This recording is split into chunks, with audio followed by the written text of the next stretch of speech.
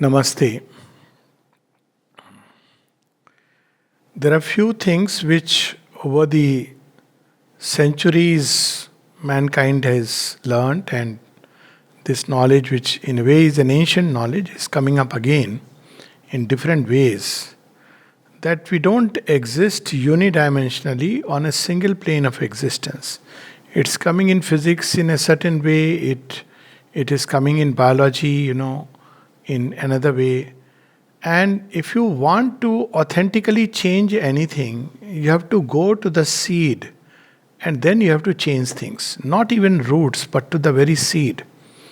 I see in this whole development of genetically modified crops, I'm not in favor of it, incidentally, but I'm just saying that if you really want to change not just the yield but many other aspects, so you have to basically modify the genetic structure. But genes also belong to only one side, one aspect of the totality which we call as a plant.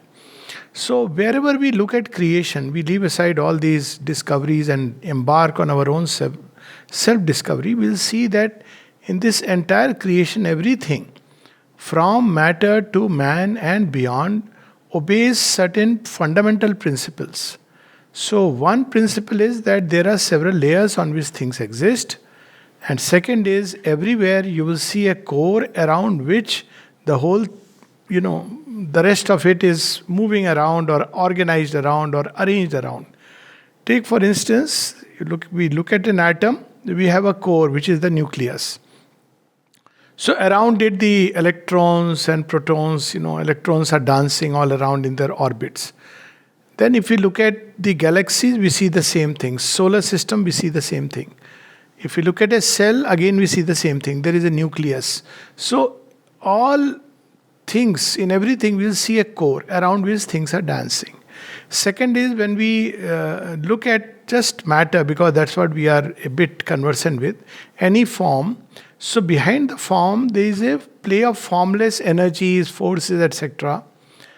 And then the natural question is, what really determines these forces? After all, we understand that there are forces, science agrees. There are physical forces, psychological forces. But what determines all this play of forces? So if we start looking at a human being from this same point, we have to raise these two questions. Do we have a core? Is there a core? And if there is a core, what is that core? That core is like the seed which determines all the rest of us. Second, what are the layers on which we exist? So long time back, I had heard from someone this onion peel analogy, and it's now a very famous, well-known paradigm. I forget the name, but there are ways that human personality is described. That there is the surface layer, and there is the inner layer, and then there is the core. And when I had heard about it, then the speaker had said, well, at the core there is nothing, and compared it to the Buddhist teaching that there is no real self. But on the contrary, what it means is that at the core there is something which is formless, and yet in its essence, by its strength, it is determining the rest of the layers. We can use analogy of the flower, that you have the form, we have the color, and we have the perfume or the fragrance of the flower. So with human beings also, when we look at our human totality, we see that there is the instrumental personality or the instruments. Now, instrumental personality means the body, the brain, all this through which certain forces will pour. So there is the instrumental personality. And then there are certain capacities and faculties which will use this instrumental personality. So if there is a faculty of painting, it will use the hands and it will use the eyes and it will use the brain. Or there is a capacity and a faculty of writing, it will use the same instrument. So there is the instrumental personality, and then there are faculties which exist within us. And apart from the instrumental personality and the faculties, the third question is then what really decides or what really determines all these things? What really moves the thought in a certain direction, to use a phrase from the Kena Upanishad. So for example, if I have to speak on, let us say, a subject could be anything. Maybe it is about today's topic, the person behind the personality. Now, what is the instrumental personality here? It's the brain and the mouth. But obviously, the brain circuits are not really, they are simply instrument that receive, and they move my vocal apparatus in a certain way that words and sounds come out and they convey a certain meaning to the hearer. But then, what is really deciding which circuits will come into play? So there comes this aspect of force and energy which is impelling, which is moving the instrument. So if that force or energy is not there, the instrument doesn't move. It remains, or it's moving within itself randomly. But what really decides in which direction, on what subject I should speak? So that's where, because accordingly the brain circuits begin to act. So that's something which determines the whole process. We can see it within ourselves, is the will. I take this decision somewhere that I have to speak on this subject, and that will begins to activate all the other parts. In other words, will is that central switch based on which all other organs, the instrument, will begin to function. Now, well, we talk nowadays even about will to live and will to die. So, if the will is there deep within, along with will, there is another aspect which should be there at the core. Then only they work together. It is the faith element. So, I may have a will that I want to speak, but I may not have the faith that, well, I can really speak. So, both aspects must come together, will and faith, and then the whole process starts. So, this will and faith are the parts which I need to really work upon if I have to really change myself. In other words, all authentic change will proceed from within outwards rather than simply manipulating on the surface. So, but more often than not, I'll give an example. For instance, all education is about in some kind of development. But behind this, what is really the will and the faith? So the will may be that, well, if I go through the process of education or schooling, education is a big word. So most of the time it's schooling, literacy, getting a degree, a certificate. Then at the end of it, I will be able to earn money and have a decent livelihood. So what is the will that has gone behind? The will that has gone behind is basically amassing wealth. So I have gone through that process of schooling. Another person has also gone through the same process of schooling. And probably both, let's say, both have done equally better, or one has done better and one has done worse. But another person is going through the same process so that he can develop as a beautiful human being. Now, ultimately, when the two come out with the same degree, maybe the same marks, hypothetically, and they branch out, they will have a very different kind of life curves. I have seen this in real life. I have seen extremely what would be called as brilliant students in MBBS, people who have photographic memories. They broke all the records. But as a doctor, they were, because medicine requires a certain kind of inner capacities and faculties. So as a doctor, the person couldn't draw patients. So they try all kinds of things to somehow manage. And he generated a lot of wealth because the mind is working in that direction.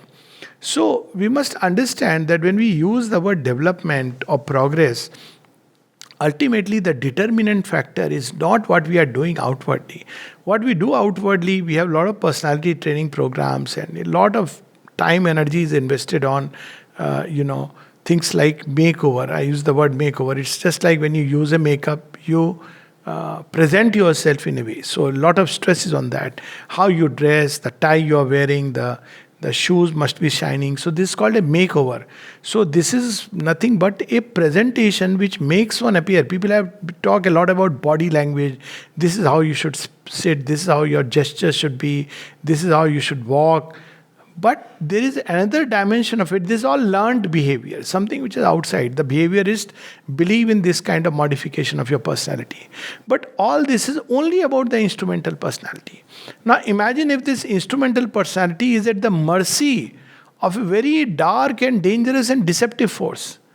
This development of instrumental personality itself becomes a danger to the world. So very often we are carried away by all these outer demeanor, gestures. We look at a person, let's say head of a state or other people, and how the person is outwardly behaving. So we have this tendency that somebody who is behaving in a very polished way, saying certain cliches, the person is very good. But much of it is a learned behavior, and we get fooled and we get cheated. And we cheat others and we cheat ourselves when we live life like that. So while it is important to develop the instrumental personality, no doubt about it, the brain should be developed, it should become wide, supple, it should be able to hold in complex systems of knowledge, and ultimately schooling process is a means to develop all this complexity and plasticity.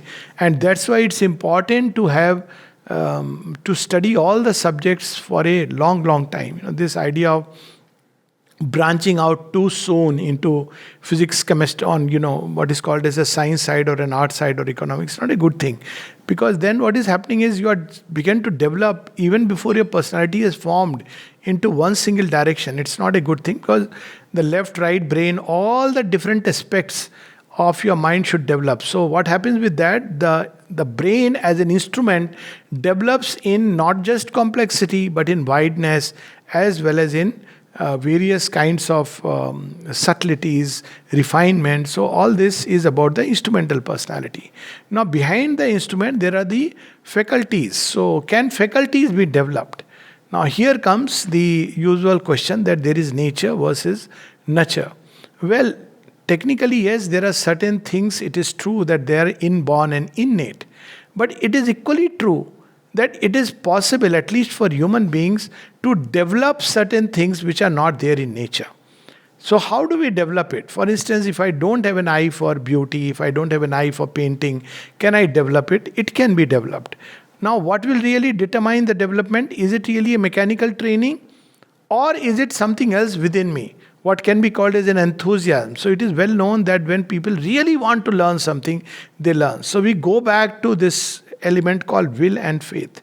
So this will and faith are the keys which we need to hold within us. It's a very precious thing, and we have to train them. For instance, there are people in whom the will is very weak. So even if they want, very soon it gives way. Then the second element is that, it stops functioning after some time. It cannot persevere. It is not persistent. The second aspect is this will is often covered by something known as desire, which is mistaken for will. So will is something much deeper, much more fundamental, intrinsic, whereas the desire is something which is drawn by the object. The difference is will is subject driven, whereas the desire is object driven. So desire wants, let's say, money. I desire money. But will may not be for money. Will may be that, well, I want to lead a comfortable life, or I want to lead a happy life. I want happiness. Now it believes that by these objects I can get happiness.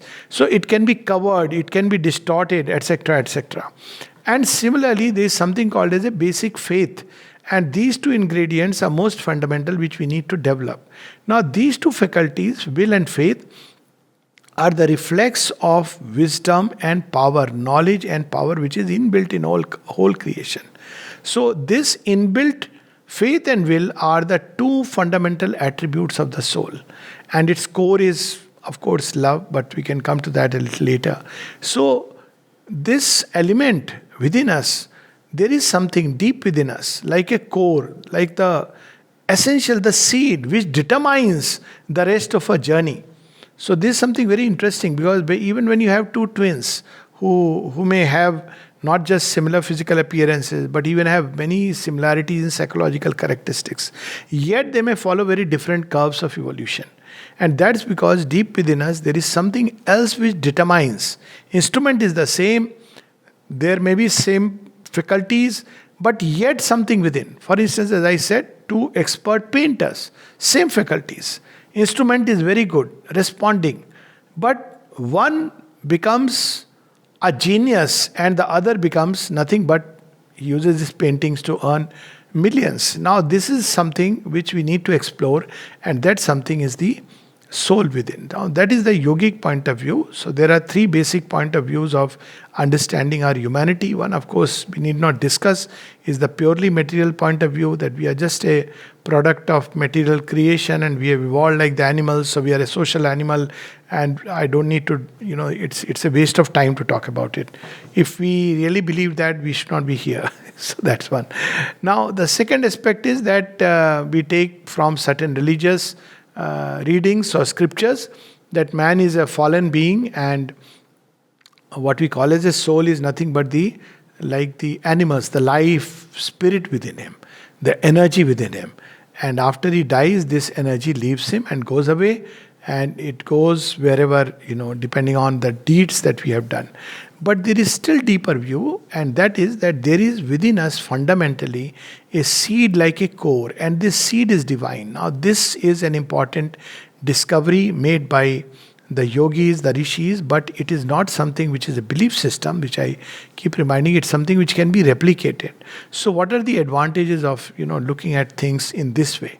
It means that fundamentally, deep within us, all of us carry a divine possibility. This is one thing which we need to understand. Meaning thereby that this idea that somebody is good, somebody is wicked, somebody is bad, somebody is very nice, all these are our surface judgments about ourselves and about others. Both are there, two sides of the same thing. Each one carries within oneself a core which is divine. It's like a divine element inside a person.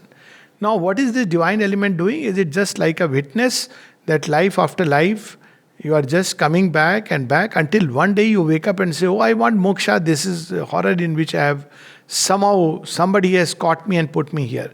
Now, that's not the truth of the matter. The truth of the matter, because it will be an absurdity to be caught here like a trap and then just go through cycles of birth and rebirth, and at the end remain the same forever, and suddenly you wake up and say, oh my God, I was in a wrong place and I just need to get back. So this divine element goes through its own evolutionary journey through the process of rebirth.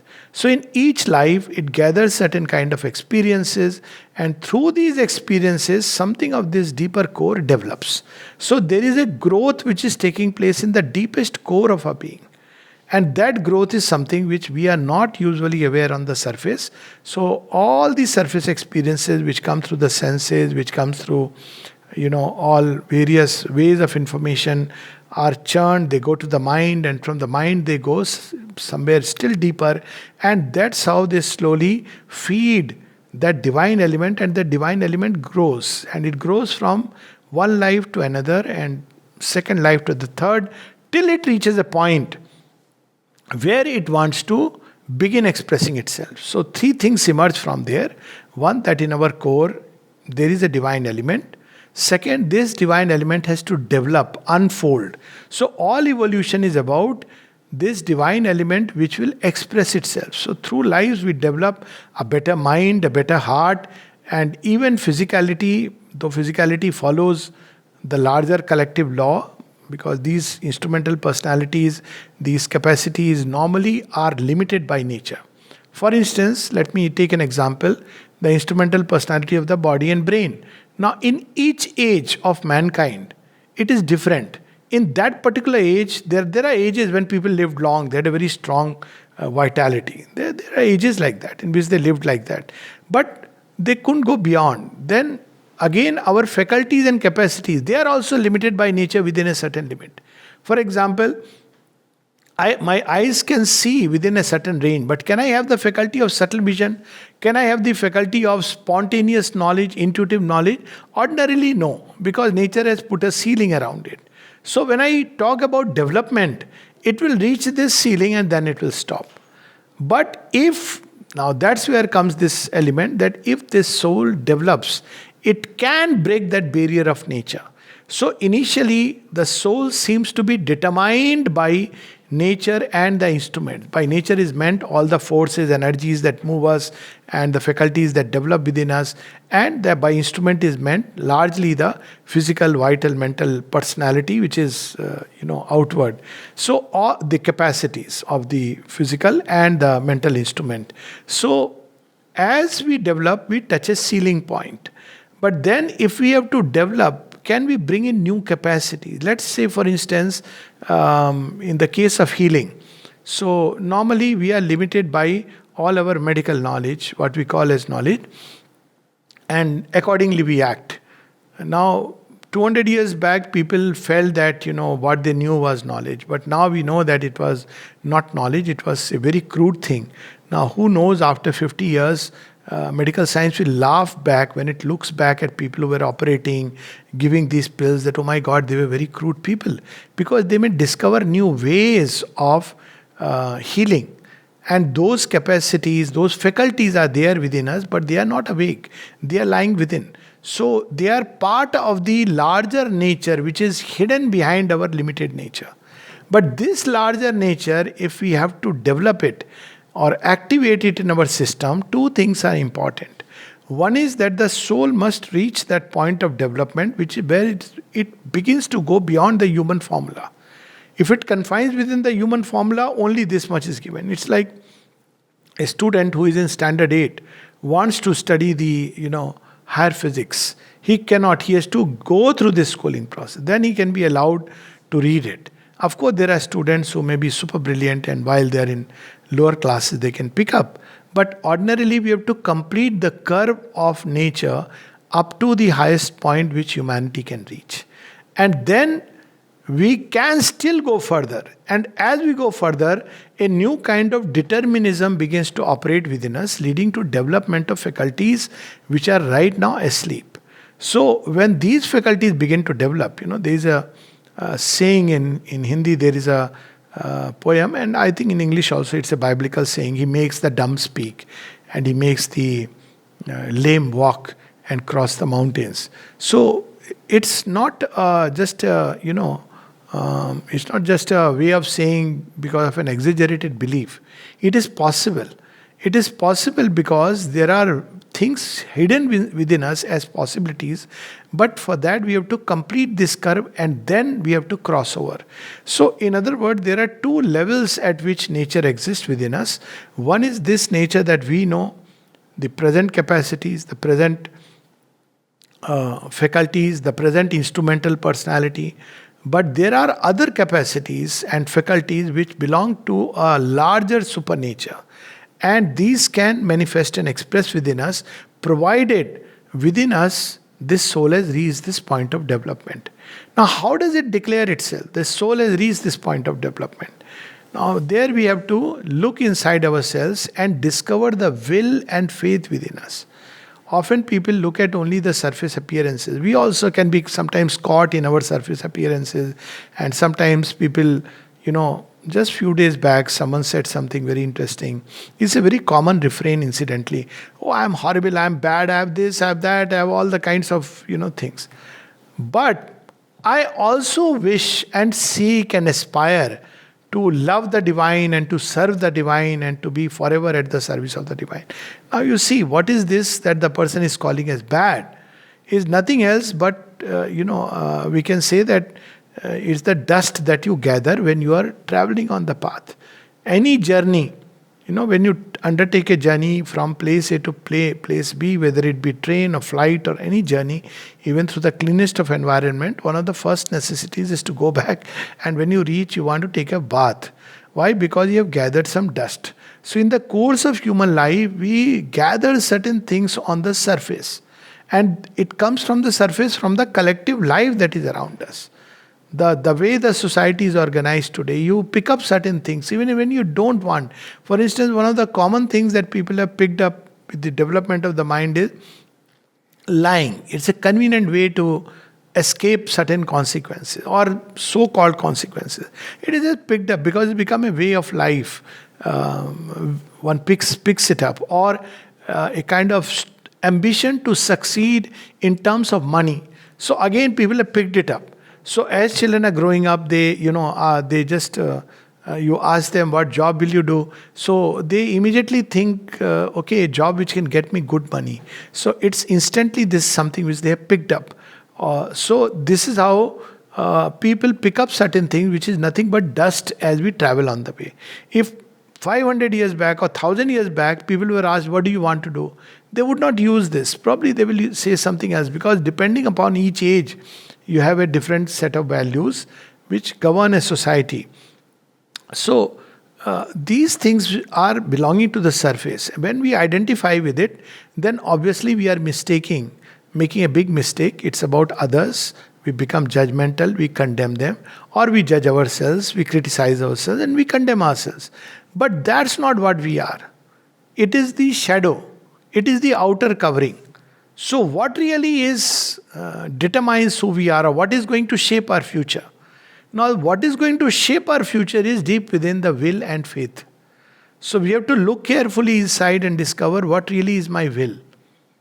And often it is entangled into, okay, but it's not possible. One of the ways that the mind covers the will is that no, it's not possible. So we don't even look into that direction. So one of the things that I often advise people or suggest to people is that, okay, for a moment imagine that you didn't have any of the outer trappings or needs, that I have to do this to earn money, I have to do this for livelihood. Now tell me, what would you like to really, what is your means of self-expression?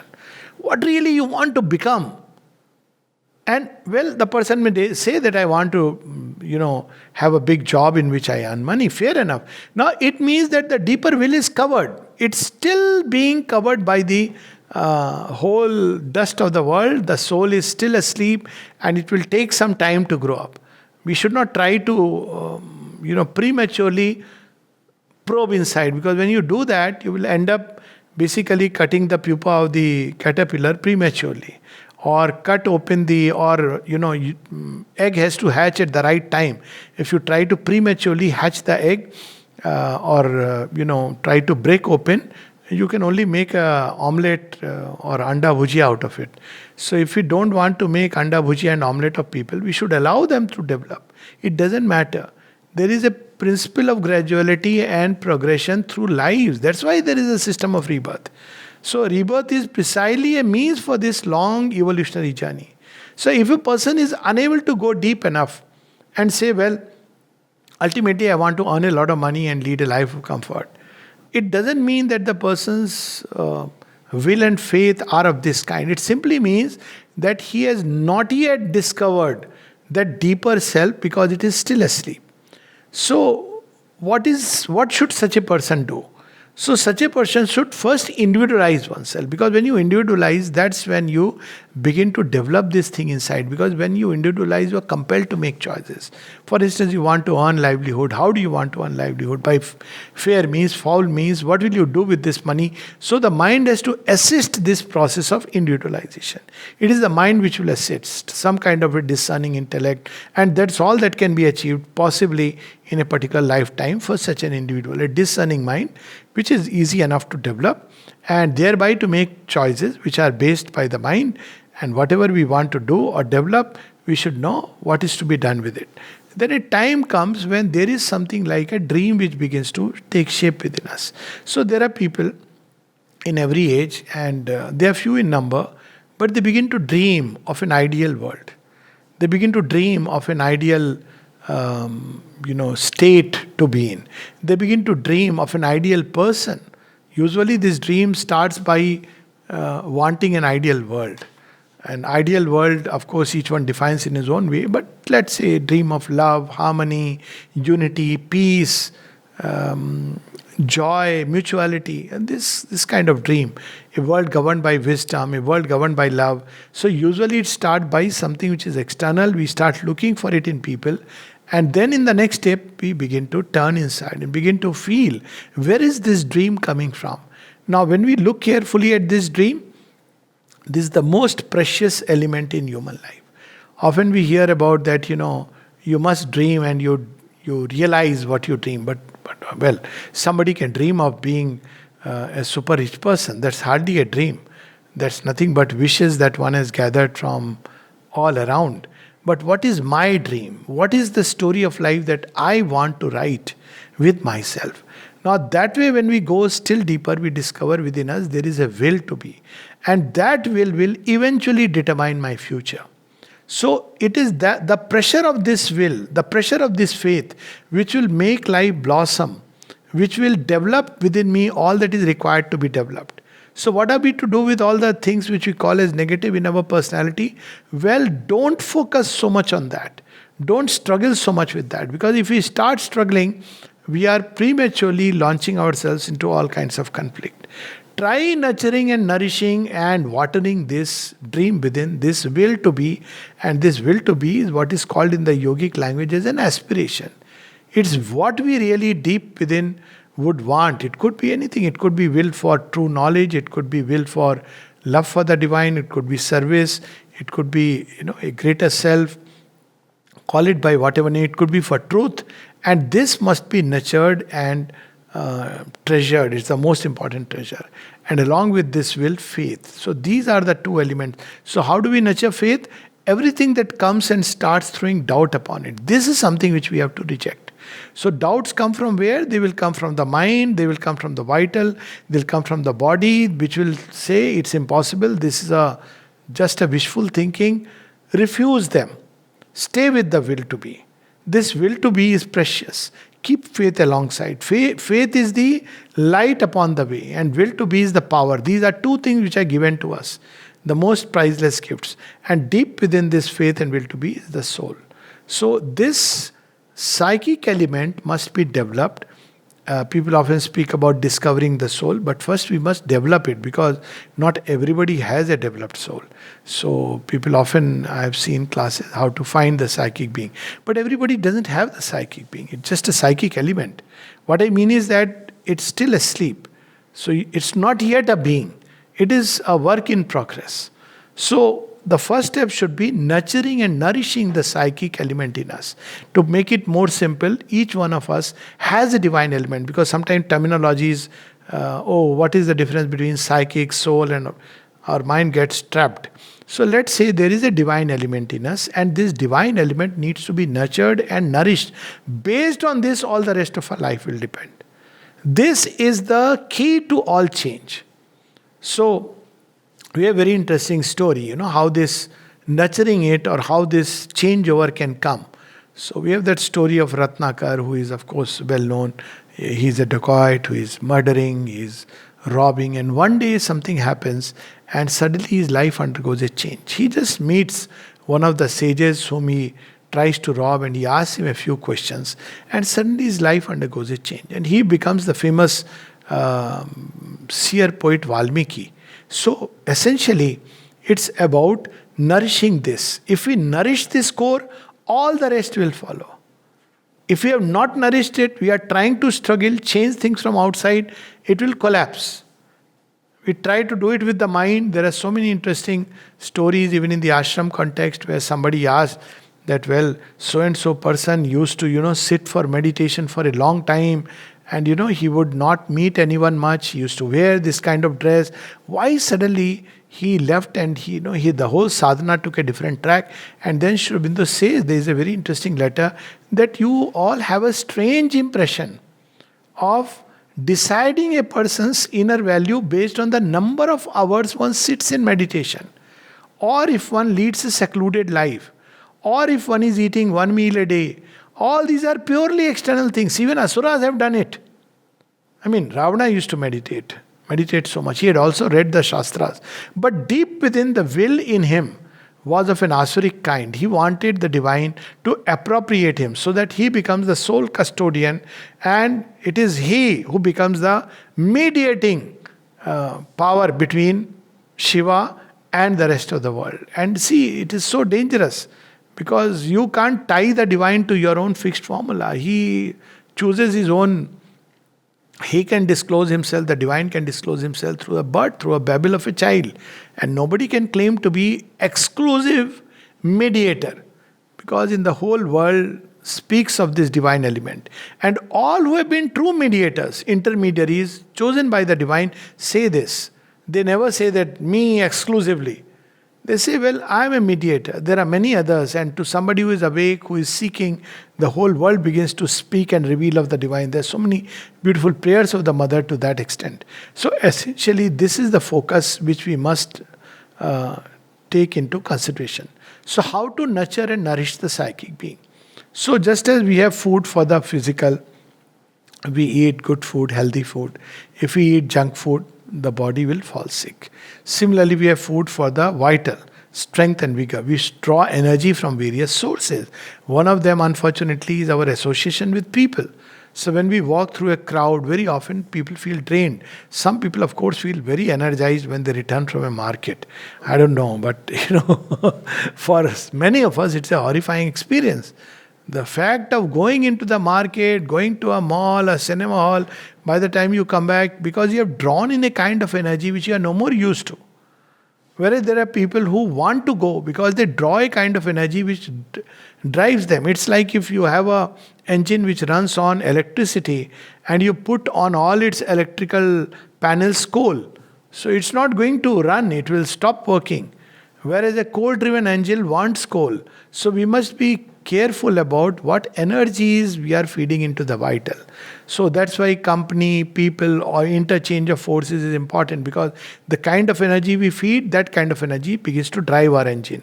Similarly, for the mind, we can feed thoughts which bring in a state of harmonious, happy, joyous discovery of knowledge, or we can throw into the mind all kinds of despondency, doubts, all kinds of thoughts which prevent us from true knowledge.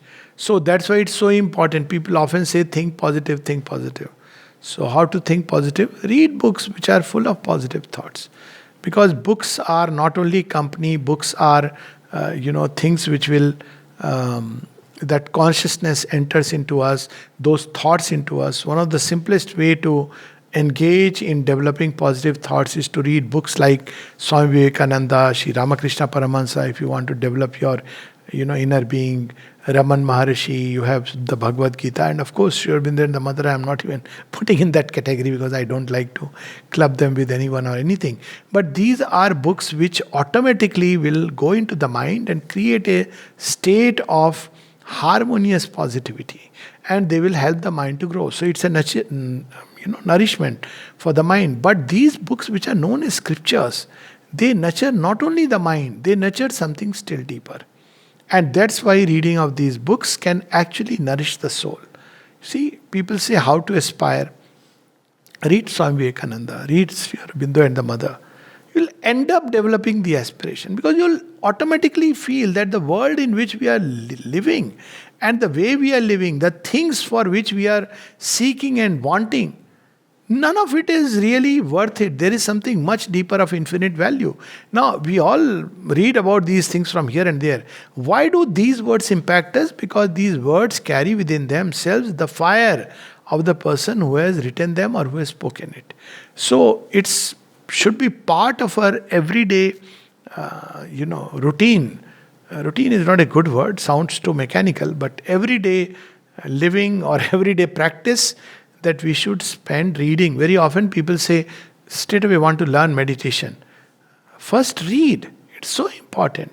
Shastra is one of the things which is an important aid. So when we begin to read the right kind of Shastra or the scripture, which means we read Mother and Sri Aurobindo in this yoga context, we read the Bhagavad Gita, we read Swami Vivekananda, then it starts feeding our soul. It automatically begins to wake up, because that is the food it was missing, and we need to nurture it. Now, of course, we can read it very mechanically, or we can read it with the joy, with the will to know, with the will to discover, and there is a difference in doing that. So we must nurture this psychic element. The second aspect which helps this psychic element to nurture is love for beauty, truth, and good. These are three things which one should practice in everyday life. For instance, when we are doing any action, so we should see, normally we act under the impulse of selfishness. How it is going to benefit me, how it is going to profit me, how it is going to be to my advantage. Sometimes it's not even advantage, it's just like pleasure. It gives me pleasure, so I'm doing it. But instead, if we reflect back and see whether this action is really good, whether it is beautiful, whether it is based on something true. By true, I mean that not just physical speaking of truth, or but truth which is deep inside. Let's take, for instance, in human relationship. Now, when we have a relationship with different aspects in the world, not only human, actually with everybody in this whole creation. But let's take zero in on human relationship. Now, there is a person with whom you are connected, and that person is very rough, very angry, anger prone, and very has things which are on the surface very really which make it difficult person. Now you have to see whether this is the totality of that person. I mean, always there is the deeper element, but if it is completely asleep, if it is just this which is on the surface, then perhaps it is better to move away, because if you don't move away, you are going to get hurt and you are going to get drawn and sucked into that. Or if the relationship is based only on this aspect. But equally, you can go deeper and see that there is in the other person some element of truth, something which is deep within, like a soul of beauty, like a soul of, uh, that is turned toward the divine, then your relationship should be based, touching upon that point. See, I remember one very interesting story. There used to be this lady who had come from, along with the Sayyid's family, from Hyderabad. And there are very interesting stories about that whole family. So, in that, we had on one side one of the sisters who actually lost her mind, because it's very difficult to stay near the divine and keep yourself in the senses. And this lady would feel like pushing. The mother would even harbor thoughts of killing and all these things. And yet, Shubindran, the mother will keep on showing tremendous compassion towards her. Now, was this compassion simply because, she had come into the fold? Or would they show the same, deal the same way towards anybody who is crazy? Well, no, it is not like a uniform outer standard of conduct. But because deep within there was something in this woman that did respond. That's how she came. So it is this element that the divine holds and plays with. So in our dealings with people, we should see. Of course, there are some people in whom largely there is the surface personality. The soul is too asleep. And while we did not,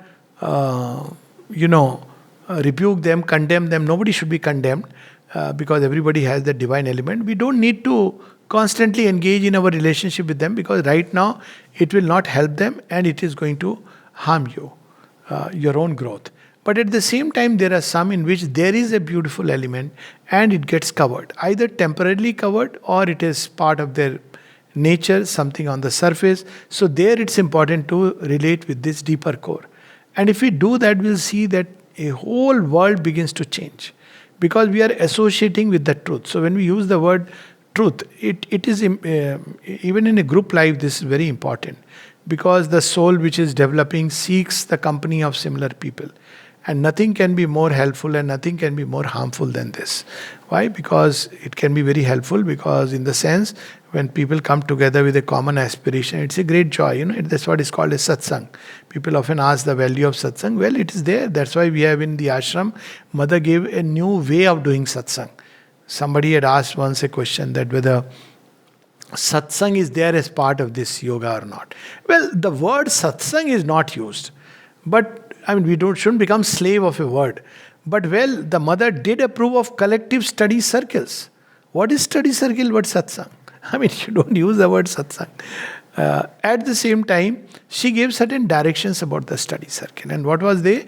That well, people come together, stay quiet, let there be a quiet atmosphere. They read some passages, then they quietly meditate, and then you go silently. So this is satsang.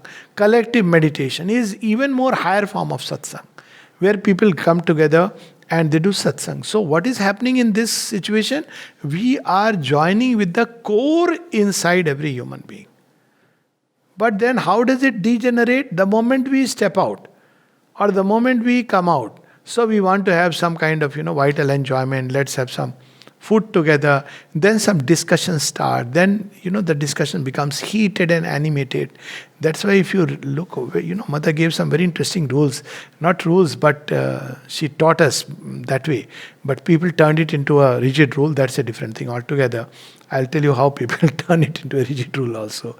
So, for instance, in departments, she advised people to sit quietly and work. So it was not a place to start discussions.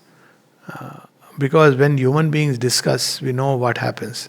So it's very rare that the discussion will remain on level ground. Very soon there will be opinions, there will be opinionatedness, there would be conflict, there would be disagreement, and sometimes there would be a permanent schism between two people.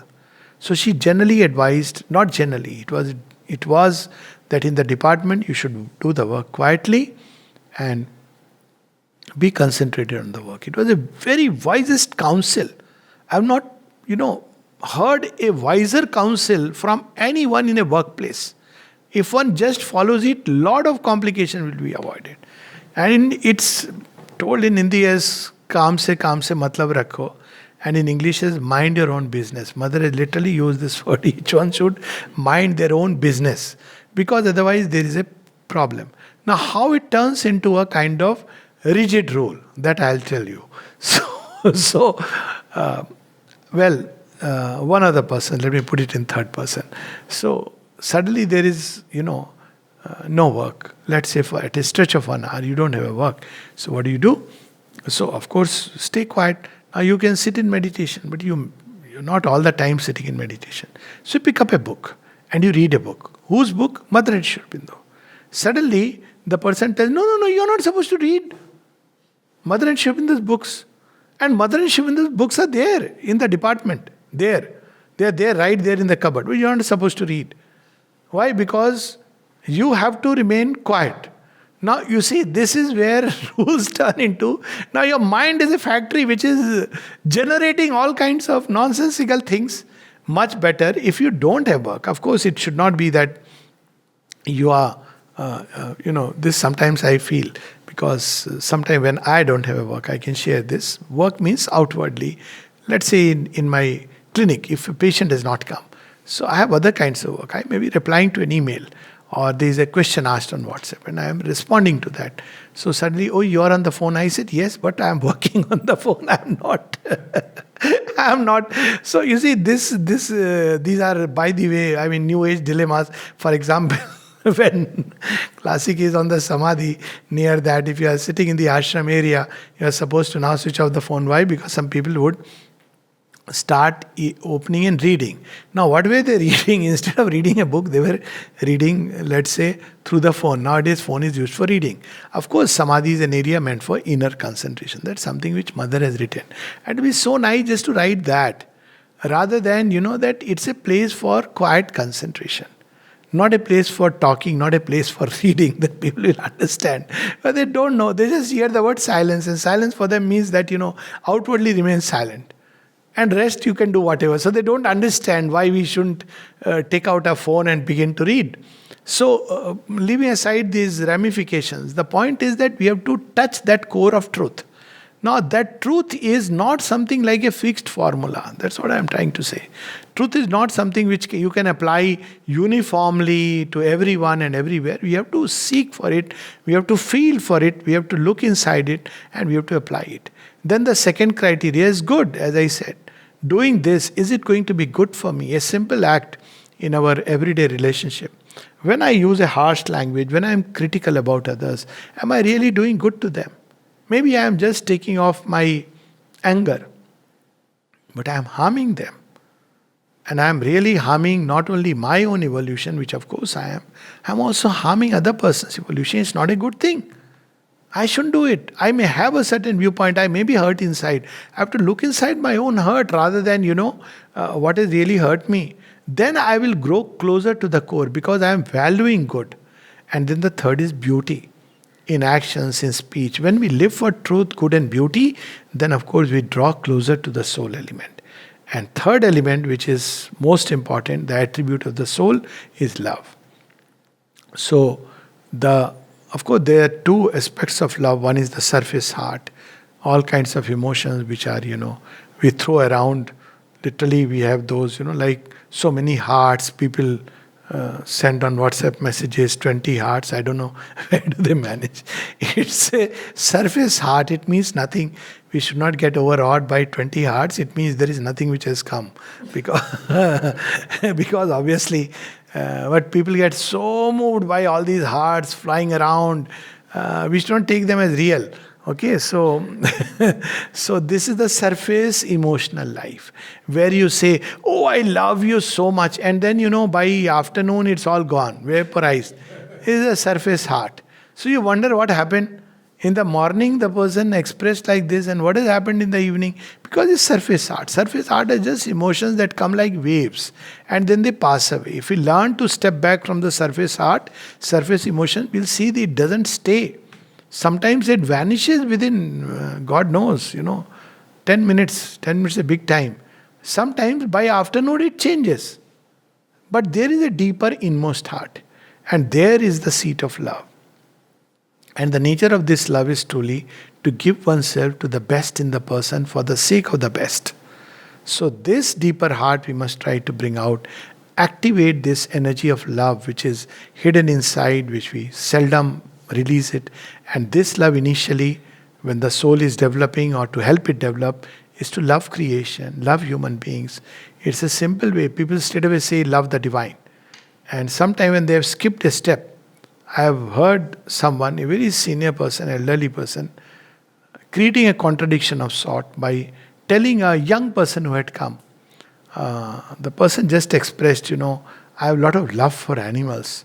So the person says, what? You should love God. As if the two are contradicting each other. I mean, well, a person who loves God loves his creation, because creation is not cut off from the Creator. So, one of the signs, if you say that you are claiming to love God and you do not love creation, then you do not love God Himself. There are some very interesting aphorisms of Sri Aurobindo. One of them is they claim to love God, but they do not love men. Who are you in love with then? This is one. Second one, he says to love God, excluding Him from the creation, is to give Him an intense but a narrow embrace. So, start with love anywhere, but true love. Take care of a plant. That's why this energy really is very healing. The one energy which I have found most healing, even greater than peace, is the power of love. What does peace do? It stabilizes you. It takes away the clouds and this thing. But love actually heals. It brings in joy. It brings in the will to live. It brings in, once again, your will and faith, which were clouded, covered, drooping, they again, blossom. So start loving something, someone, maybe a plant. Start from there. Start by loving, things around, the people around, the work that one is doing and those who are associated. But this love will eventually, at some point of time, will start turning towards the Creator. And when that happened, then we can say that really the development of the psychic is complete. Then we can talk about discovering the psychic being. Why I say so? Not based on any, I have my own logic to it. It's not based on any kind of irrational belief. So the reason is that if we look at creation when it plunged into darkness, what is the energy that went first to rescue it? It is love. So if you see, love is the savior which step by step is rescuing creation out of the state of inconscience. So what is the last sign of rescue? When creation turns in love for the Creator. You see, the baggage which has gone, the power that has gone first comes out the last. So this is, regardless of whatever people may talk about knowledge, they may call it emotionality, sentimentality, but logically speaking, when love begins to turn toward the Creator, it means you have completed the journey. Its cycle is complete. And that means that now the psychic being has become ripe. Then we can talk about really search for the psychic being in the true sense of the word. Before that, we should nurture it, nourish it, satsang, visit to places which help it, meet people, sometimes associating with people in the right way, of course, which can nurture it through books, through reading, through meditation, through acts of good, kindness, their psychic qualities, compassion, gratitude, kindness, sympathy, they are all psychic qualities. To cultivate them very consciously, because qualities we can cultivate. And to keep the will and faith always intact. What is the will to be? Well, if my will to be is that I must become one with the divine, nothing, 1,001 defects in my nature cannot stop me from doing that. But if my will is not that even if I live in a place of, spiritual place for decades, and I have all the guidance available, I will not be able to make use of it.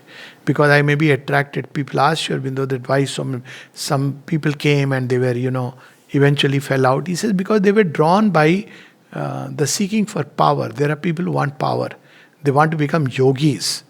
And the first thing they start doing is foolish things like changing their appearances so that they look like yogis, because that's the easiest thing to do. And if they get, unfortunately, they start deceiving themselves. Others you can deceive, but don't deceive yourself. By appearances you become a yogi, whatever it means. So it's a very dangerous thing, because then the authentic progress stops. So there are people who are attracted for these reasons, and therefore, and yet Sri Aurobindo says they are given a chance. Because the will to be was not really to discover the divine for the sake of the divine. That's why the mother says before you take to yoga, all this discovery of psychic being comes later on. Why do you want the yoga? If it is for the sake of the divine, then divine for the sake of the divine, that means what? It means love has blossomed fully. Or at least love has been born. And when love is born, there is a link between the creation and the creator. No outer guru is needed. That link is enough, because that link cannot be formed without the psychic picking up in the ascending gear. And once that happens, the rest of the journey is history. So it is this core we must focus upon, nurture, nourish, develop, discover through so many means. I have just touched upon a few. And if we can do it, the rest will automatically follow. It has been said in the Upanishads that this is that beauty and glory within us, seeing which many of the defects fall away. Yam pashyanti, riteha shina dosha. All the doshas, the defects, they fall away, which hypnotize us. Also because this is a direct connection with the divine grace. While the mind may say, but the mind also says, I'm calling the divine grace, but she really cure me of this thing inside me? This is too big a defect. I have the most defective piece. But the psychic being knows that the divine grace can not only cure, that it alone can cure and will cure. Because that is how the psychic being operates. That's why to access the divine through the psychic being means to eventually make this whole, our nature, stainless and pure, a single whole, harmonious whole. And to make ourselves as a whole develop towards greater and greater perfection, which means development of new capacities, new faculties, and even it has an impact upon the instrumental personality. The brain develops, the body develops, the heart develops. All these aspects will automatically develop because all creation actually evolves in its real sense from within outward and from by receiving something from above downwards. Once we understand the logic of this, then the rest follows inevitably. Namaste. If there are any questions, I'll be happy to take them. Thank you very much, Dr. Ulok. Wonderful exposition of the inmost being. Does anyone have any questions? Actually, one of the things that often besets our love is duality. How do we overcome duality in our love? If you ask me one single line answer, all dualities, in fact, including in love, go away by seeing the divine presence in everything and everywhere. Now, it is hard. It's very hard. The mind we have to start with the mind because the heart, surface heart, automatically reacts. It is programmed for that. Seems to be what separates human love and divine love is duality. Yes, that's right. Acha, this way you're speaking of human love and divine love.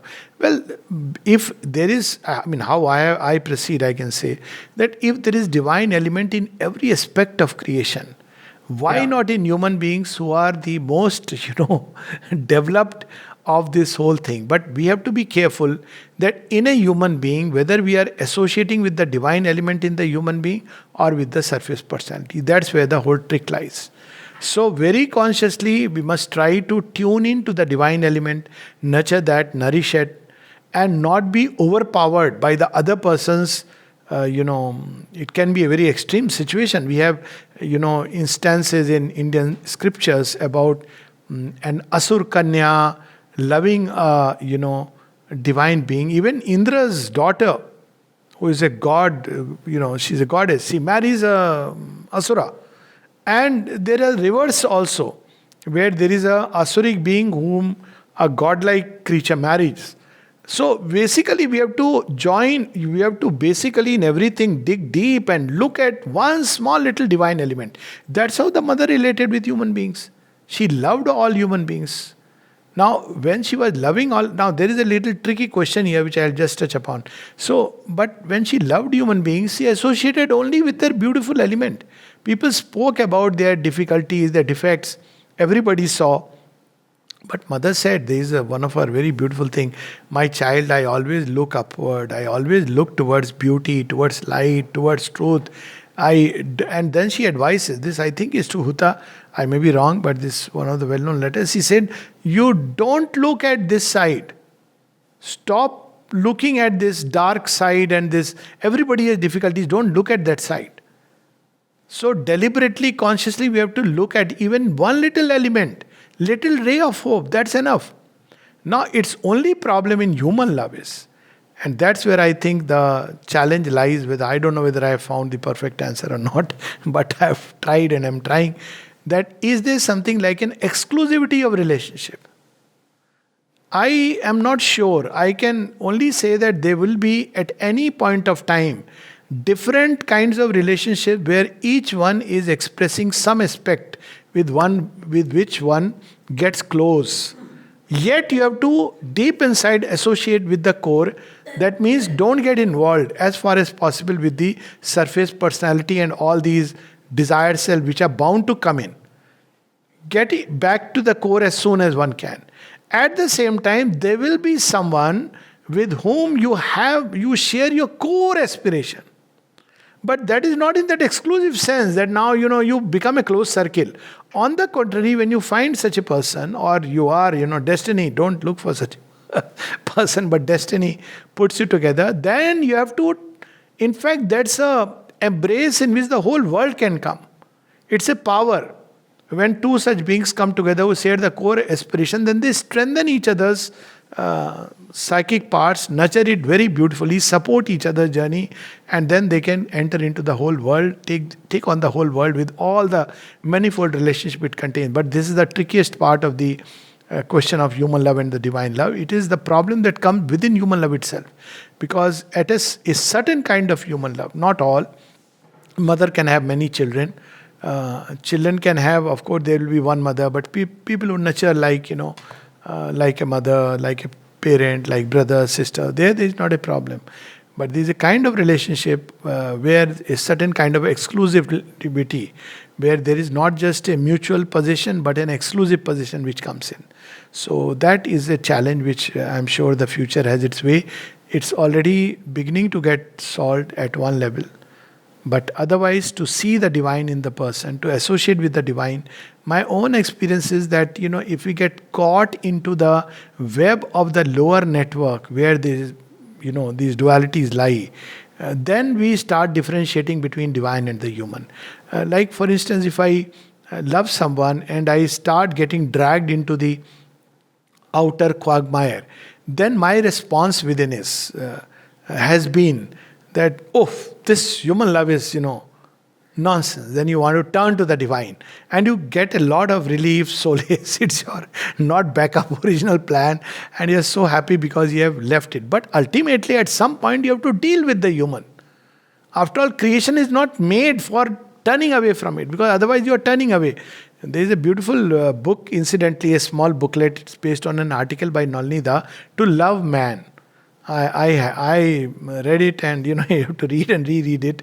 It's something very amazing, where he says that there are three stages of our growth of love within us. One is where we love each other very ignorantly, and life becomes bitter, sweet, but eventually it becomes a turbulent phase. Then there is second aspect where we love God. We say we are done with this. We cannot engage in this love. So we turn toward the divine in an exclusivity through a narrow path. And then when we have discovered the divine, because it begins to touch and pour into our heart, we don't need love from any human being. That's the beauty. The sign of that is we never engage in love because I want somebody to be my companion. I want somebody to really share my troubles with a shoulder to cry. None of this. You are a very strong vehicle and channel of that love, which pours into you. But this love not randomly starts going anywhere and everywhere, but it finds its own path, its own destiny, its own destinations.